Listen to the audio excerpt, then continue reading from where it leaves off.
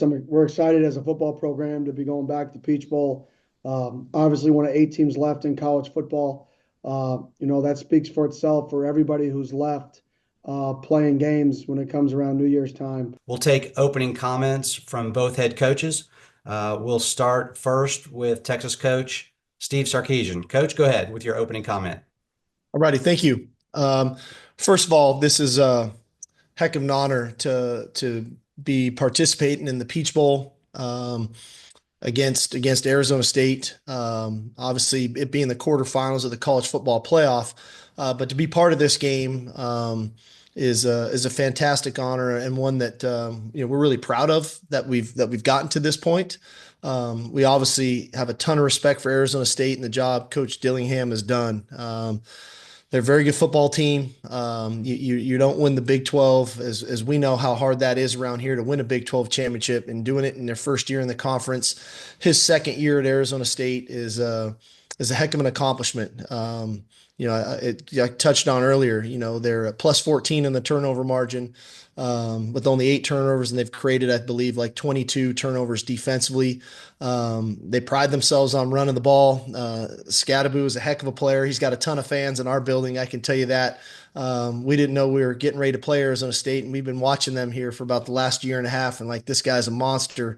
Now we got to try to figure out a way to stop him. Like I said, I think Coach Dillingham, I've followed his career for some time now, and I was kind of in his shoes a while back, where I was kind of the hot guy, and you're winning, and you keep finding your way up the ladder. And the job that he's done at Arizona State from year 1 to year 2, in this day and age of college football, is extremely impressive. And so we're looking forward to the opportunity. It's a heck of a challenge. Appreciate the invitation, and looking forward to seeing everybody in Atlanta. All right, thanks for that, Coach. All right, Coach Dillingham, you're up. Take your opening comment, please. Well, first things first, we're excited as a football program to be going back to Peach Bowl. Obviously, one of 8 teams left in college football. That speaks for itself for everybody who's left playing games when it comes around New Year's time. In terms of Coach Sarkisian and his program, it's remarkable where he's taken that program. I mean, from preseason being picked to win the national title to following up with playing national championship level football throughout their transition to the SEC. They've just had an incredible season. He's a guy that I think everybody's on offense has studied, has watched, has learned from, either having the ability to go meet with him personally or from afar, like myself. I don't know many people, so I just kind of have to Google things and find things out different ways. But no, I know our staff, our offense coordinator, and Coach Sarkisian have a great relationship, and there's a lot of similarities that they do offensively that they do. And I just have a lot of respect for their football program. When you watch football teams and you see teams that are very creative but also simple, you have a lot of respect for that. And their guys play extremely hard.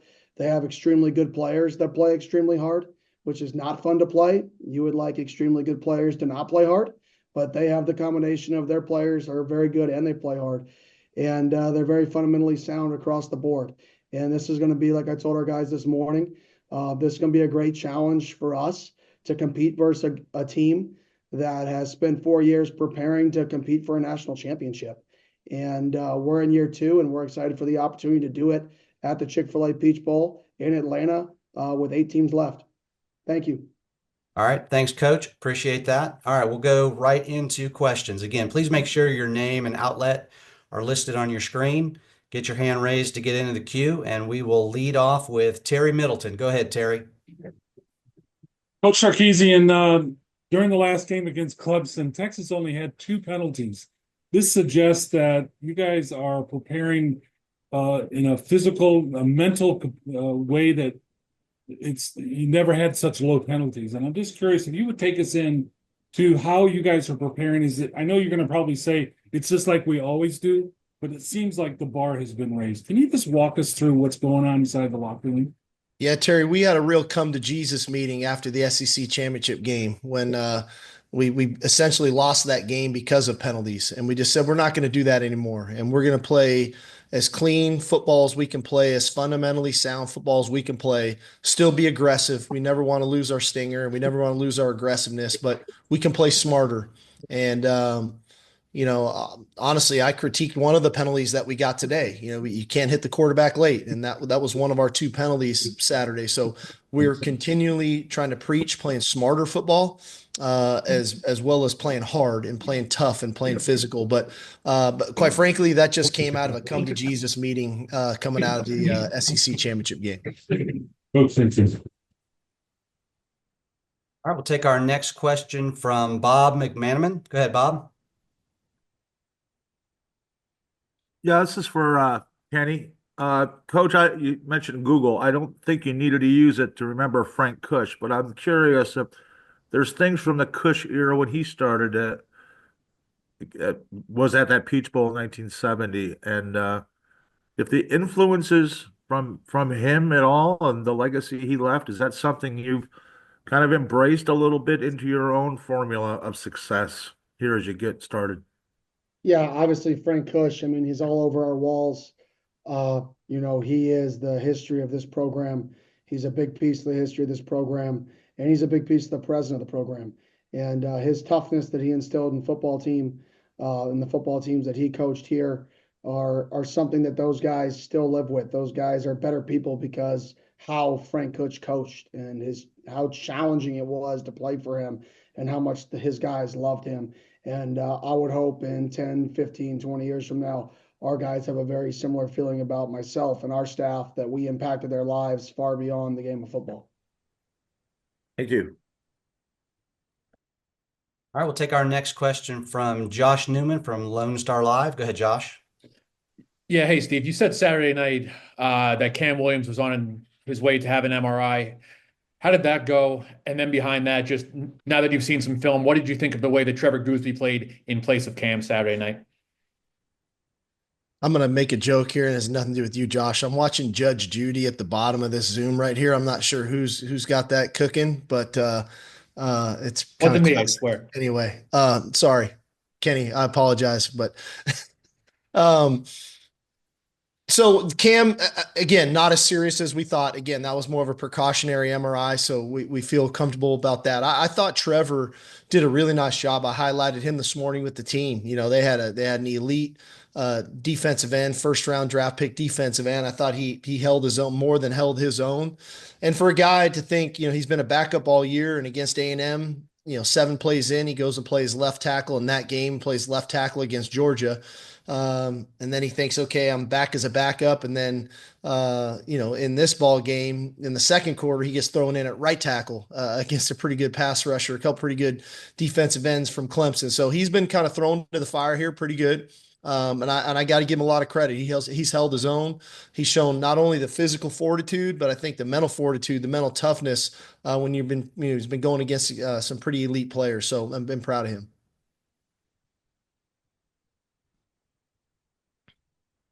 All right, we'll take our next question from Jordan Spurgeon from Sports 360 AZ. Go ahead, Jordan. Yeah, hey, this one's for Kenny. As you've kind of settled in and navigated, for the first time as the head coach an extended season, how has it just gone for you with balancing portal, prepping for this game specifically? I mean, where are you at mentally? Obviously, you're dialed in and fired up, but mentally, how has that been on you? Yeah, well, Coach Sark, I too am watching Judge Judy, just so you know. I see it as well. So no harm taken, but yeah, it's absolute chaos. Anybody who says it's not chaos is lying to you. The world we live in right now is chaos, but you're either going to embrace it and respond to what's pitched to you, or you're not. And nobody's going to care. Nobody cares what happens to you. They care your response to what happens. And I think we're over here. I mean, I couldn't imagine playing in a game last week with what we were doing. We had it easy. I really couldn't imagine what Coach Sarkisian had to go through last week with the portal and opening, while also preparing for a gigantic football game. And but for us, it's been a great challenge, balancing it all. And I have no clue if we're doing it right. we'll find out here in about 6 months and a year if we did it right. We'll find out in 10 days if we manage this 3.5 week break right. And regardless if it's good or bad, we'll learn from it. We'll grow. We'll get better, and we'll respond. All right. Next question will go to Danny Davis from the Austin American Statesman. Go ahead, Danny. First off, I'm kind of entertained by this Judge Judy going on here, but it's for both Steve and Kenny. I guess you guys would have ran into each other at an Iron Bowl, but what is something you kind of observed about each other's careers? I know you touched a little bit on it in your opening statements. Yeah, no, I think from Kenny's perspective, he's obviously a very bright football coach, and he's been around other really good football coaches. And I've been fortunate that same way as well in my career. As I grew up, playing for Norm Chow, and then, starting my career at SC with him being the coordinator, and then going to work for a Norv Turner, and still all the while being around a Pete Carroll. And then later in my career, getting around Coach Saban. I think Coach Dillingham, same thing. He's been around some really good coaches, but you can see his, how innovative he's been. I've whether he doesn't know it or not, I've watched his stuff a lot too. And not only when he was been a coordinator from an offensive perspective, but really as a head coach. And people don't know this, that Washington probably should have lost to Arizona State a year ago. And we watched that game very closely because of playing Washington in the playoff, and the way he attacked them, not only on offense, but on defense, on special teams.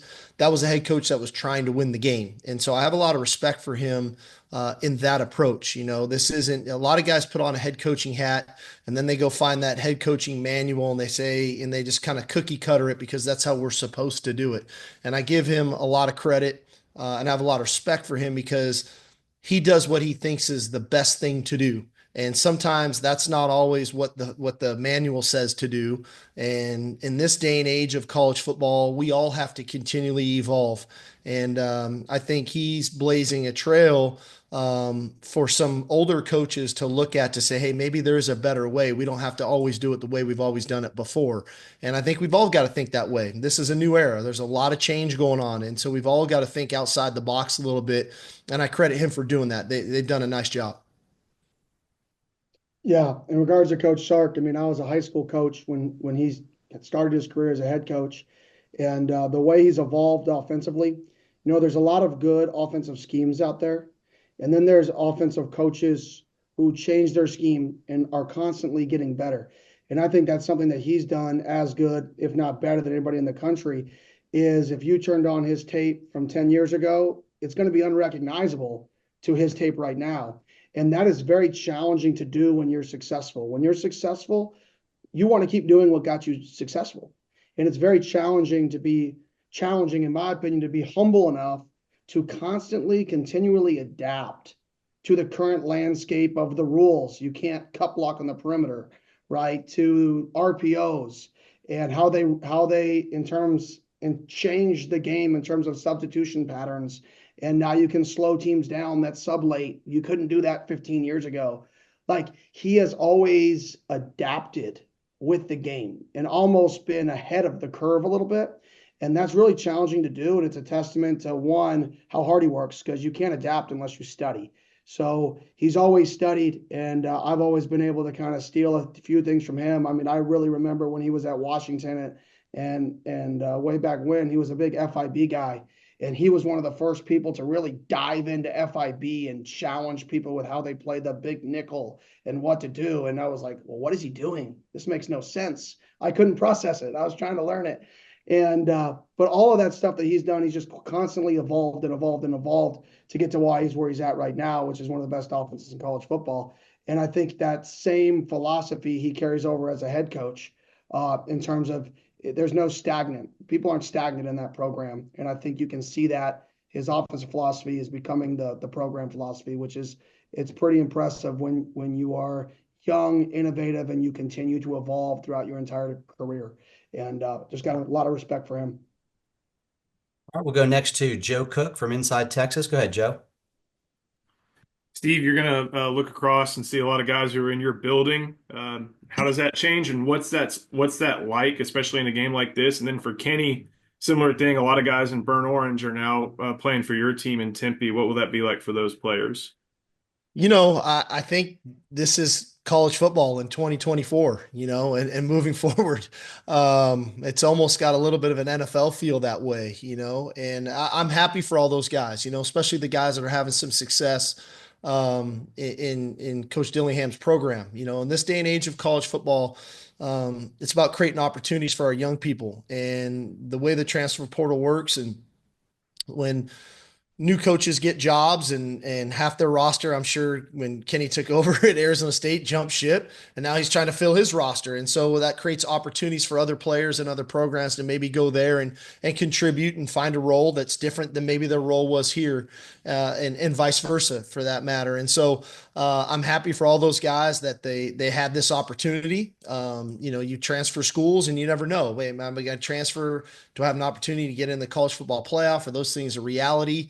And for them to be, in the quarterfinal of the CFP, I'm really happy for those guys. And so, I know our players are, they were kind of talking about today, so-and-so, yeah, so-and-so, the names started popping up again today. So, but I do think that's the era of college football where we're at now. It's 2024. The portal's alive and well. 2025 is going to roll around. There'll be more faces moving around. Yeah, I couldn't agree more. That's the nature of the beast right now, is people will be moving around. You'll be playing your former teammates. And at the end of the day, we're playing in the Peach Bowl with 8 teams left. If that is more energy, then something's wrong with you. If you need external factors to get excited to play in this game, you're at the wrong program here. We want people who are competitive. Where's 8 teams left in college football? This is about competing versus one of the best teams in the country in the Peach Bowl.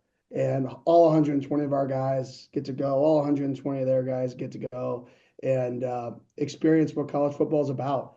And that's competing in one of the biggest bowl games. All right, next question will go to Eric Henry from 247 Sports. Steve, the other night, Gunnar Helm set the program record for receptions, or excuse me, season record for receptions by tight end. I wonder if you could just talk about Gunnar's role, his ability in your offense as a safety blanket for Quinn and for Coach Dillingham. Just general thoughts on Gunnar as a player. Yeah, so Gunnar, again, I think we all know the path, his journey, the development that he's had in our program. I'm super proud of him. What I like about Gunnar is, he's a really versatile guy. We rely on him to block the Syria. He has some tough matchups against some of these 6 techniques that he's blocking. He had a couple tough matchups the other night when they moved the 3 technique out to defensive end. It was not a favorable matchup, but he fights for us in the C area and he does a great job. He's a really good play action pass tight end where we can find voids for him.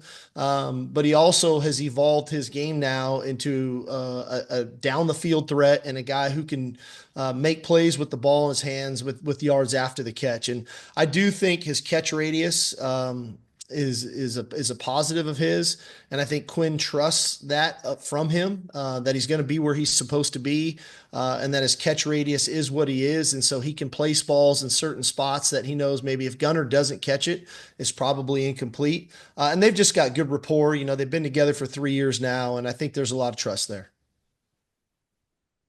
Yeah, I think he just described his gameplay pretty good right there. Overall, really good player. They do a good job getting him open in the middle of the field with the play action game, the screen game, and then they use the width of the field so well that the middle of the field opens up for his game, and his length and size and the fact that he is a good C area blocker sets everything up in between the hashes for him, whether it's vertically down the field, whether it's over the ball spacing concepts, or whether it's screens at the line of scrimmage. The way they set up their offense really allows a tight end to dominate in between the hashes on early downs. And I think he does a phenomenal job of that with his catch radius and his physicality. And then he's dynamic. He catches the ball. He has great contact balance when he catches the ball. He's not a tight end that's clumsy and catches it and falls. He catches it and extends completions, which is something that you never like to see when you're going versus a tight end. You want those guys to catch it and fall. You don't want them to catch it and run. And that's something that he does really well. All right, next we'll go to David Eckert from Austin American Statesman. Yeah, appreciate it. Real quick for Steve. Do you guys expect to have Isaiah Bond available for this game? And then for Kenny, I'm just curious. Obviously, you've got an elite running back, going up against an elite defensive line. What's the key to setting him up for success in that matchup? Yeah, I think, like I said, going into last week's game, I think Isaiah continues to make really good progress for us. Obviously we're quite a ways out, so my goal is coming out of Christmas here that progress continues in a positive direction, then we can see where it goes from there. Yeah, and obviously, we got to get Cam going in some way, shape, or form. Everybody knows that. You got to get your best players the ball. They know that. It's not a secret. And they do such a good job being fundamentally sound and just defeating blocks. And that's going to be a great challenge for us and our offensive staff is creating angles, creating leverage to give our guys an advantage to get Cam started and at least get him to second and third levels of players where he can win one-on-ones and not getting stopped at the line of scrimmage, obviously. But they do just such a good job fundamentally moving D linemen around. Not big tweaks, but minor tweaks throughout a game plan to take advantage of your running game. And like I said, I think that's why they do a good job defensively is small changes are what good coordinators do, not big changes. And they're a team that's filled with small changes within a game plan. And we got to find ways to get into the second and third level. It'll be a great challenge. Appreciate it. Thanks. All right, we'll go next to Blake Neiman from Sun Devil Source. Go ahead, Blake. Hey, thanks so much, guys, for taking some time. This is for both Steve and Kenny. Steve, you kind of started off giving some praise for Camp Skattebo. If you could just further expand on what he does well and how that's going to challenge your defense. And then for Kenny, you've coached some elite quarterbacks in the past. What are your general thoughts on Quinn Ewers and the challenge he poses as a quarterback? Well, I think he's a really versatile player. I think when you first turn on Cam's tape, you're thinking you're just going to see Mike Allstat. You're just going to see this bruiser that's just running into the line of scrimmage and bouncing off of people. And then the more you watch him, you're like, man, this guy's got really good feet. This guy's got great contact balance. This guy, right when you think he's getting ready to run somebody over, he makes a miss. He uses a stiff arm. He's really good in the open field. He can run away from you. And then all of a sudden you're like, but wait a minute, this guy catches the ball really well out of the backfield. He's got, really good initial quickness after the catch to get vertical.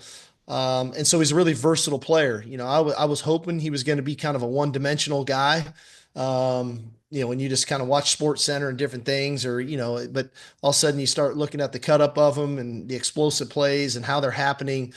His versatility is probably the thing that stands out to me the most. Yeah, and Quinn, obviously I recruited Quinn a little bit out of high school, so I got to watch him. He doesn't even know I recruited him because I had no chance to sign him, so I never really talked to him, but I watched him. And he's a phenomenal player. He's accurate, can extend plays, super intelligent. You can tell when he gets to the line of scrimmage. One of the things I don't think gets praised enough is smart quarterbacks that get you into good plays. And when you watch him play, you see him getting them into good plays consistently. And those are the dangerous guys. The guys that when there's 9 seconds left on the clock, checks you into a touchdown. And he does that consistently. I know Coach Sark even alluded to it after their game, checked him into 2 runs. You can see that. And you can see that the power and confidence that creates for a quarterback is huge. He throws the ball downfield very accurately.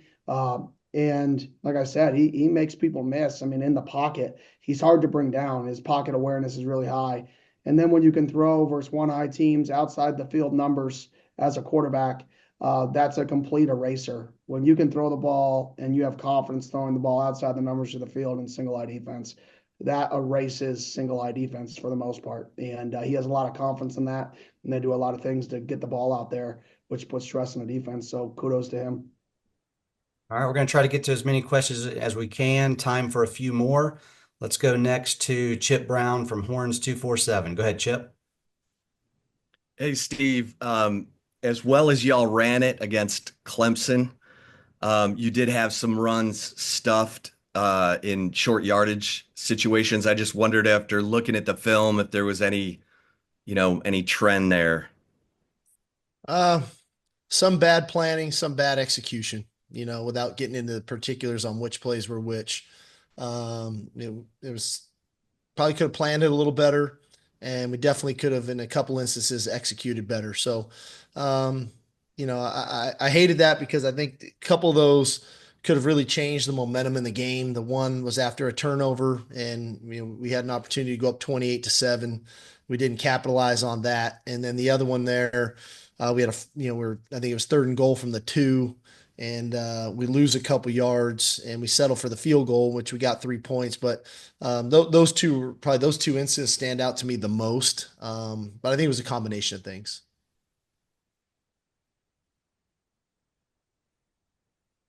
All right, let's go next to Roger Wallace from KXAN TV. Go ahead, Roger. Hey, Sark, this next couple of days, you turn the guys loose, how important it is for them to be with family this time of year, but also as a coaching staff, how tough is it to kind of see them scatter for a couple of days at such an important time?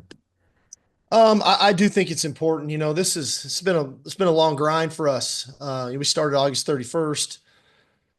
Went all the way through the SEC championship there, and had a couple weeks, and we took a few days before the Clemson game, that first week, to get ready for Clemson. We felt like the formula worked pretty good. We felt fresh, we felt fast, we felt physical. I thought the guys had a good grasp of the game plan. And so coming out of this week's game, coming back to work Sunday, Monday, and then giving everybody a couple days for Christmas felt like the right thing to do. We'll get everybody back the 26th, and we'll go to work. That part of that is, we're in year 4, and this is, year 2, back-to-back years of being in the college football playoff. I think we've got people in our organization and players on our team who came here for reasons that this is part of the reason why they came, was to be in these moments. And so if I can't trust them now, then when can I trust them? There's 8 teams left, right? And we're one of the 8. And if I can't trust our guys for a couple days to go home and drink eggnog with their mom, then when am I going to trust them? So they'll be ready to go on the 26th. All right, we'll go next to Kobe Bronstein from House of Sparky. Go ahead, Kobe. Question for both coaches. It's been mentioned a couple times that the Sun Devil offense has the second fewest turnovers in the country with 8, and the Longhorn defense has forced the most turnovers with 29. So for Kenny, when turning on the tape, what has made the Longhorn defense so effective at creating havoc for opposing offenses? And then for Steve, what has made it so difficult for opposing defenses to turn the Sun Devils over on offense? Yeah, well, it all starts with pass rush. They get pass rush, they get tip balls. Their defensive line gets in throwing windows. And then their back end, obviously the versatility, they'll drop 8, they'll rush 4, they'll rush 5, they'll mix it up a little bit. And then the corners are sticky. I mean, they're sticky players. There's not much space. It sounds like a boring answer, but they're good. They're coached well. And when the ball hits their hands, they catch it.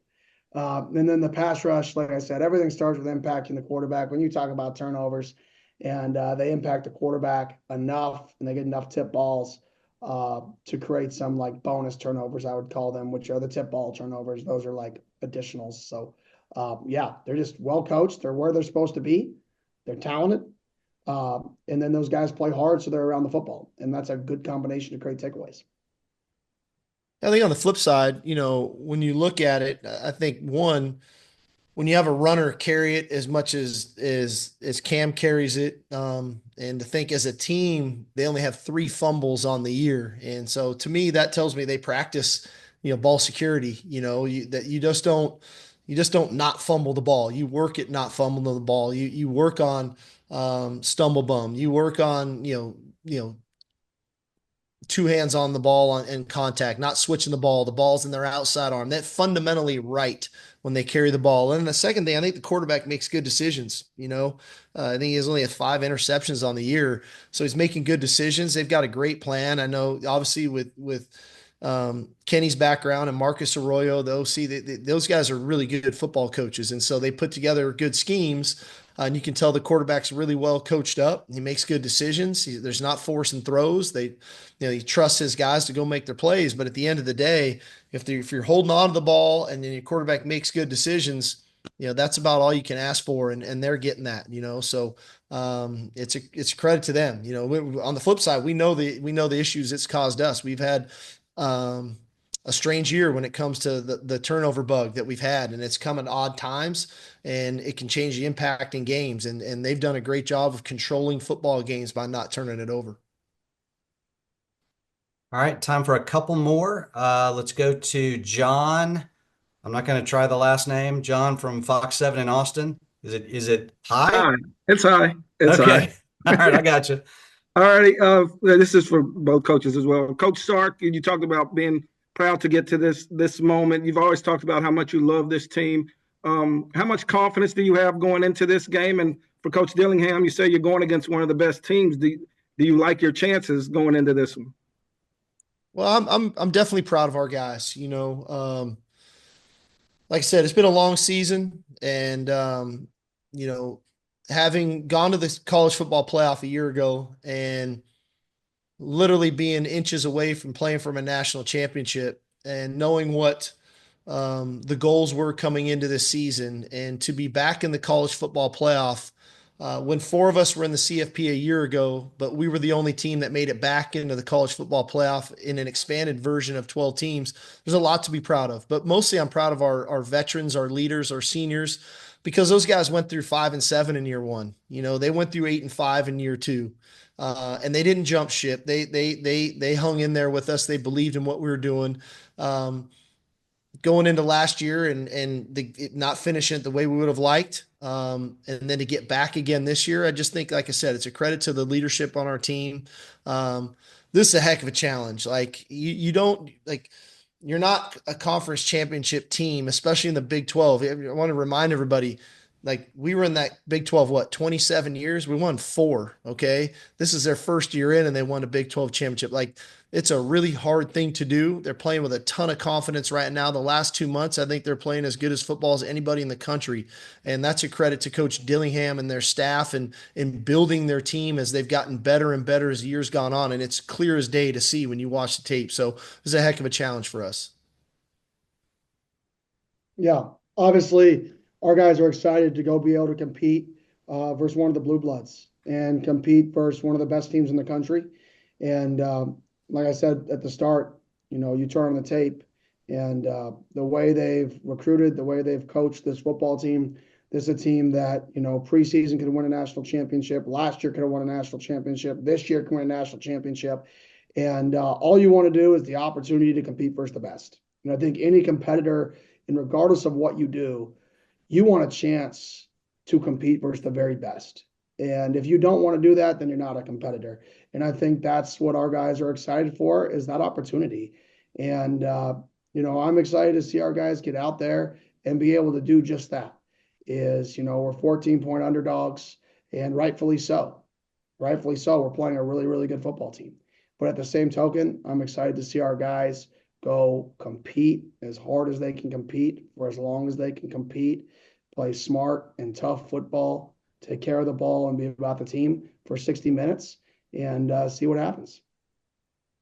All right, we'll go next to Kirk Bowles from the Houston Chronicle. Go ahead, Kirk. Yeah, Kenny, on the transfer portal, you have so many ex-Longhorns. Is your philosophy just to call Steve and say, hey, I need a D lineman or a safety or a wide receiver, or is it just happenstance you target so many Texas players? And Steve, do you think Kenny owes you a player like Cam Skattebo for all these loaners? Yeah, that is 100% our philosophy. He's actually going to give us Quinn and a few other guys this week, so I'm fired up about that. He said he was going to give us about 6 or 7 dudes for this game. He's just going to let me know on game day, so I'm excited for that. But in all seriousness, we knew we were joining the Big 12, and I had a strategy, and we had a strategy as a staff when we were joining the Big 12 that we were going to play games in Texas. So we wanted to recruit Texas at a higher rate, and we felt like where we were as a program, being kind of in between Hawaii, Utah, Southern California, and then Texas, that within 2 hours, a kid from Dallas or Houston can fly to us. And that would kind of be our niche, is be a school that recruits both California, Utah, Hawaii, and also have a big state in Texas. So that was kind of our plan all along. And I will say this, the guys we've gotten from Texas and Coach Sark's program have been unbelievable. And that may be why we're going back. We've gone back to the well when some of their guys have hit the portal. Is we know what we're getting when we're getting a guy from that program, and that's a guy who's worked really hard, competed, and been pushed. And those are the things that we like to bring in. Steve? Kirk, were you serious? No, I'm just kidding. No, in all reality, I wish I would have discovered Cam when he was transferring the first time around. I was unaware. So kudos to them. They found him, and he's a heck of a player. Thank you. All right, we'll take our last question from Thomas Jones from Austin American-Statesman. Go ahead, Thomas. Good afternoon, guys. Hey, for both of y'all, you can look back on the regular season now a bit, and what were some of the biggest challenges competing in a new conference? But also, what were some of the benefits of kind of being the new kid on the block? Coach Dillingham, start with you. I think one of the challenges were the environments. You were not used to getting tortillas thrown at us at Texas Tech. You're not used to some of these environments. When you're in the Pac-12, you're playing in Seattle, you're playing in LA, you're playing in Salt Lake City, you're playing in different environments. We got to face a lot more, small college town football with really, really great environments. Some of the advantages were, people didn't know much about us. People hadn't played us in the past. So we were a little bit different. And obviously, I think that's part of, we have 60 new guys on our team from last year. So even if we would have been in the league, would have been a different team. But it was definitely fun to join a new league, a league as passionate as the Big 12 is for football, a league whose roots are in the state of Texas, which everybody knows Texas high school football is some of the best high school football in the country. And to be able to create a footprint in the state, or try to create a footprint as much as we can in the state, is something that I truly believe in. Yeah, I think the challenges for us were probably very similar to Coach Dillingham's in that, we went into some tough environments. We renewed, 2 rivalries with Arkansas and A&M, and going on the road to both of those were obviously very challenging. But again, on the flip side, I do think being the new kid on the block, there were, maybe we weren't exposed to them as much. And so they had to do a little bit more research on us. When I really felt like in the Big 12, we really had to recreate ourselves every week, because we so many common opponents, so many similarities from a defensive perspective, especially where you almost had to recreate stuff week in and week out. Where this year around in the SEC, little different style of play that I think was challenging, but probably the most challenging thing for us more than anything was just dealing with some of the unfortunate injuries that we had and managing those things and what that looked like. And I don't think that was a direct correlation with being in the SEC. It just happened to be our first year in the SEC in managing some of the injury bug that we had, especially on the offensive side of the ball. All right. Thanks for that, Coach. Again, thanks to both coaches for the time today. Appreciate you guys taking the time to be with us. We'll let you guys get back to work, and we will see you both in Atlanta really, really soon.